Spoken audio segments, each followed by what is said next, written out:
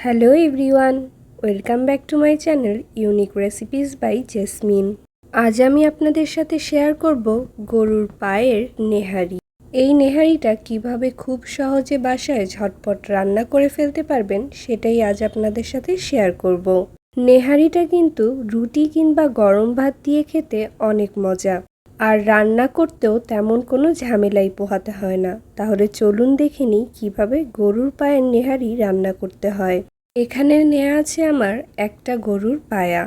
গরুর পায়াটা কিন্তু আমি ভালো মতো পরিষ্কার করে ধুয়ে তারপর বাজার থেকে কাটিয়ে এনেছি, কারণ গরুর পায়াটা বাসায় কাটা একদম সম্ভব না।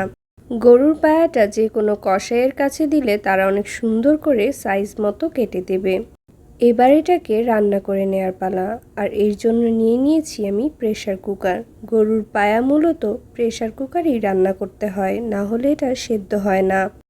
প্রেসার কুকারে রান্না করার ফলে এর হাড়গুলো অনেক বেশি নরম হয়ে যায়, খেতেও অনেক বেশি মজা হয়, আর রান্না করতে তেমন কোনো ঝামেলাই পোহাতে হয় না, খুব তাড়াতাড়ি কম সময়ে হয়ে যায়। এবারে আমি এর মধ্যে দিয়ে দেব 2 কাপ পরিমাণ পেঁয়াজ কুচি। আপনারা চাইলে পেঁয়াজ বাটাও ব্যবহার করতে পারেন, কিন্তু আমি এখানে পেঁয়াজ কুচি দিয়েই আজকের রেসিপিটা করে ফেলবো।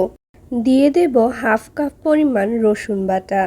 নেহারি রান্না করতে মশলার পরিমাণটা কিন্তু একটু বেশিই লাগে। এবার আমি দিয়ে দেব প্রায় 1/4 কাপ পরিমাণ আদা বাটা। দিয়ে দেব 3 টেবিল চামচ পরিমাণ জিরা বাটা।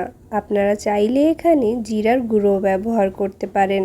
এর মধ্যে এখন দিয়ে দেব প্রায় 2 টেবিল চামচ পরিমাণ হলুদের গুঁড়ো এবং দিয়ে দেব প্রায় 3 চা চামচ পরিমাণ মরিচের গুঁড়ো।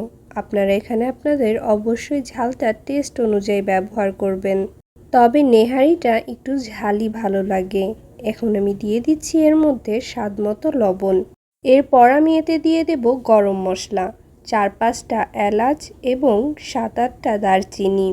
সব মশলাগুলো দিয়ে দেওয়ার পর এবার এতে আমি দিয়ে দেব প্রায় 2 কাপ পরিমাণ সয়াবিন তেল। তেলটা দিয়ে দেওয়ার পর এবার আমি হাত দিয়ে ভালো মতো সব কিছুকে সুন্দর করে মাখিয়ে নেব। মাখিয়ে নেওয়ার প্রসেসটা অবশ্যই খুব সুন্দরভাবে এবং ভালো মতো করতে হবে, যাতে করে কোনো অংশে মশলাটা বাদ না যায়। প্রায় 7 থেকে 8 মিনিট অবধি আমি হাত দিয়ে ভালো মতো পায়াগুলোকে মাখিয়ে নেব। আর মাখিয়ে নেওয়ার পর এতে আমি দিয়ে দেব প্রায় 1/2 কাপ পরিমাণ নর্মাল পানি। ঠিক এই পর্যায়ে 1/2 কাপের চেয়ে 1 ফোঁটা পানিও এর সাথে বেশি মেশাবো না। তাই আমি একটি খুন্তি দিয়ে এবার পানির সাথে মশলাগুলো এবং পায়াগুলো ভালো মতো মাখিয়ে নেব। আর মাখিয়ে নেওয়ার পর আমি চুলাটা অন করে দেব। এবার এগুলোকে শুধু কষিয়ে নেওয়ার পালা, আর এই জন্য আমি প্রেসার কুকারের ঢাকনাটা জাস্ট এইভাবে প্রেসার কুকারের উপরে রেখে দেব।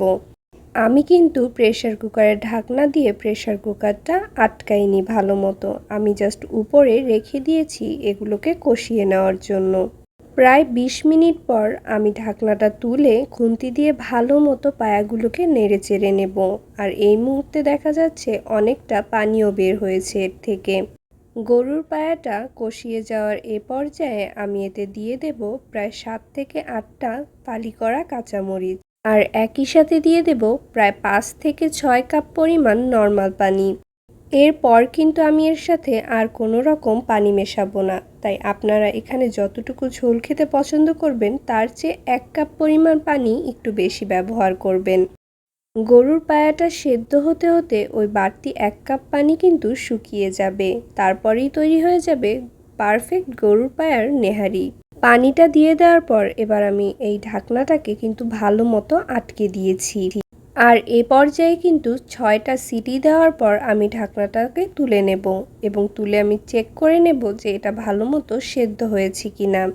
এই পর্যায়ে গরুর পায়াটা চেক করার পর মনে হয়েছে যে এটা আর একটু সিদ্ধ হবে, তাই আমি এইভাবে খোলা অবস্থায় কিছুক্ষণ চামচ দিয়ে নাড়াচাড়া করে নেওয়ার পর আবারও ঢাকনা দিয়ে ঢেকে দেব এবং আরও 2টা সিটি দিয়ে নেব। 2টা সিটি দেওয়ার পরেই কিন্তু আমি এটাকে নামিয়ে ফেলবো, এর আগে কিন্তু আমি এটাকে নামাবো না। অনেক সময় কিন্তু এর চেয়ে একটু বেশি সময়ও লাগতে পারে, হয়তোবা 3টা থেকে 4টা সিটি বাড়তি লাগতে পারে। আমি কিন্তু গরুর পায়ার নেহারিটা তৈরি করেছি প্রেসার কুকারে প্রায় 8টা সিটিতে। হয়তোবা আপনাদের ক্ষেত্রে বা কোনো সময় 9টা থেকে 10টা সিটিও লাগতে পারে, তবে এর চেয়ে বেশিক্ষণ চুলার উপরে রাখতে যাবেন না। প্রেসার কুকারে 8টা সিটি দেওয়ার পর আমি দেখে চেক করে নিলাম, এখন আমার গরুর পায়ার নেহারিটা একদমই পারফেক্টলি রান্না হয়ে গিয়েছে। এবারে আমি একটি বাটিতে করে এগুলো পরিবেশনের জন্য ঢেলে নেব। দেখলেন তো কতটা সহজ গরুর পায়ার নেহারি রান্না করা। গরুর পায়ার নেহারি এইভাবে রান্না করার ফলে আপনার কাছে এটা রান্না করতে কোনো ঝামেলাই মনে হবে না, আর খেতেও কিন্তু মাশাআল্লাহ অনেক মজা।